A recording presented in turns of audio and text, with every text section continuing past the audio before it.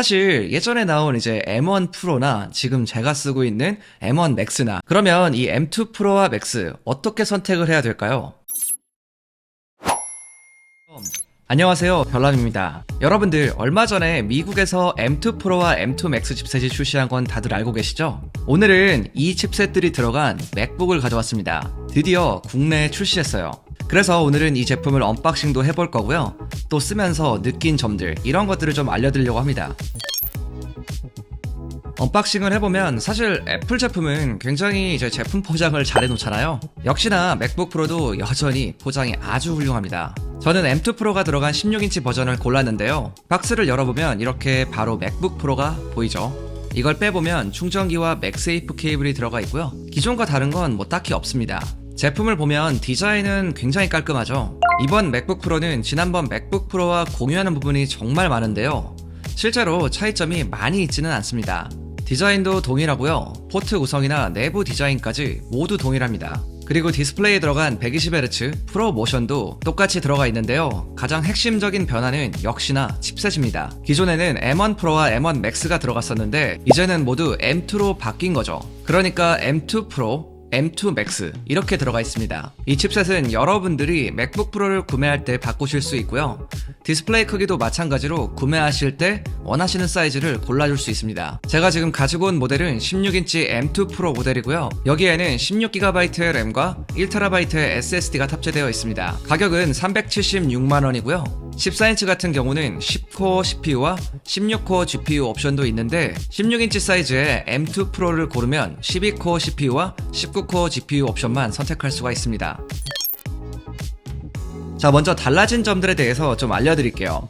기존의 HDMI 포트 같은 경우는 2.0을 지원했는데 이번에 2.1로 업그레이드가 되었습니다. 그래서 해상도와 주사율의 지원폭이 대폭 좋아졌습니다. 전작에서는 4K에 60Hz까지만 지원했지만 이제는 4K에서는 최대 240Hz, 8K에서는 60Hz까지 지원해요. 이게 별거 아닌 것 같긴 하지만 제법 큰 업그레이드라고 볼 수가 있는데요. 그런데 분명 그런 분들 계실 거예요. 어차피 뭐 외부 모니터로 연결하는데 뭐 60Hz만 지원하면 되지 뭐 120Hz, 240Hz 이런 게 뭐가 그렇게 중요하냐, 이러신 분들이 계실 것 같은데, 근데 여러분들 은근히 클램쉘 모드로 사용하시는 분들이 많다는 거 알고 계신가요? 사실 저도 이렇게 사용을 하는데 이런 경우에는 내 모니터가 고주사율을 지원하는데도 불구하고 만약에 사용할 수 없다라고 하면 솔직히 저는 좀 별로일 것 같아요. 굉장히 좀 기분이 좋진 않을 것 같습니다. 그런 점에서는 괜찮은 업그레이드라고 볼 수 있겠죠. 그리고 와이파이 6E가 들어갔고요. 여기에 블루투스 5.3이 이번에 적용되었습니다. 기존에는 와이파이 6와 블루투스 5.0이었죠. 이런 점들이 이번에 변경된 부분이라고 보시면 되고요.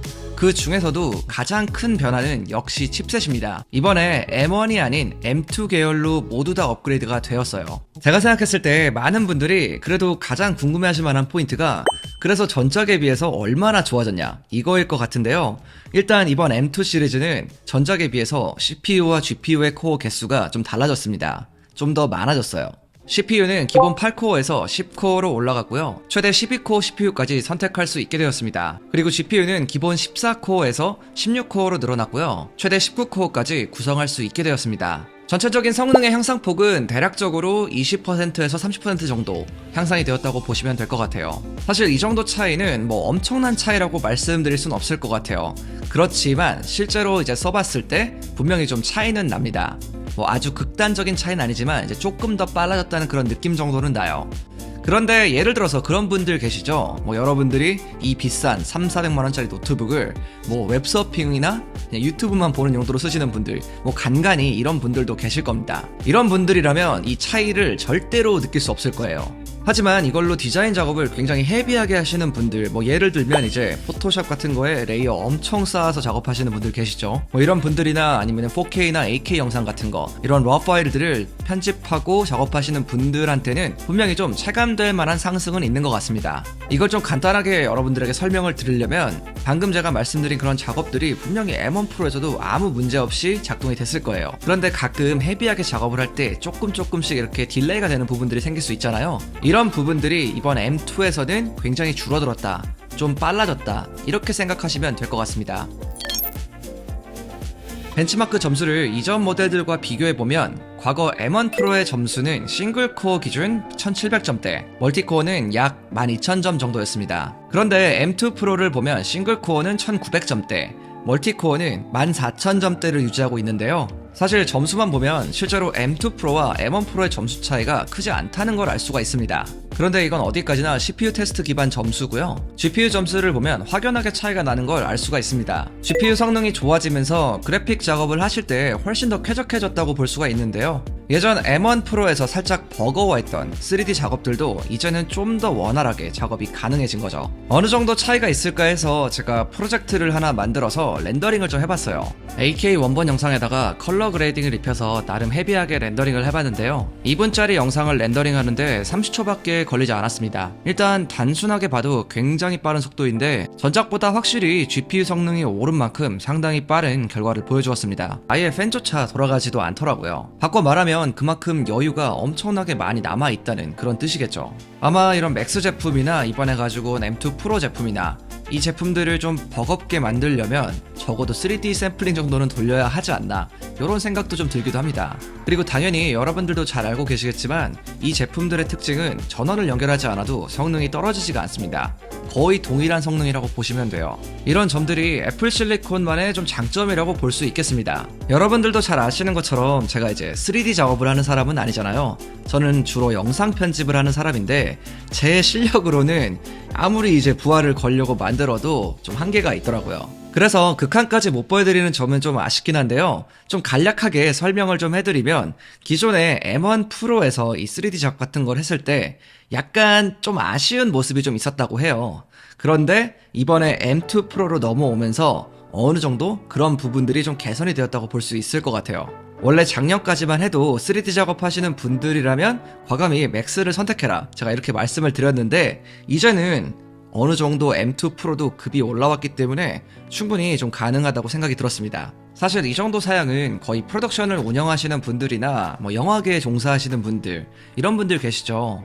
CG 작업하고 3D 작업하고 이러신 분들, 사실 그런 분들에게 좀 적합한 이동형 워크스테이션이라고 봐도 될 것 같긴 한데 실제로 주변에 그런 분들이 계셔서 여쭤보니까 M2 프로나 맥스급은 정말 전문 작업하는데 만족했다고 하시더라고요.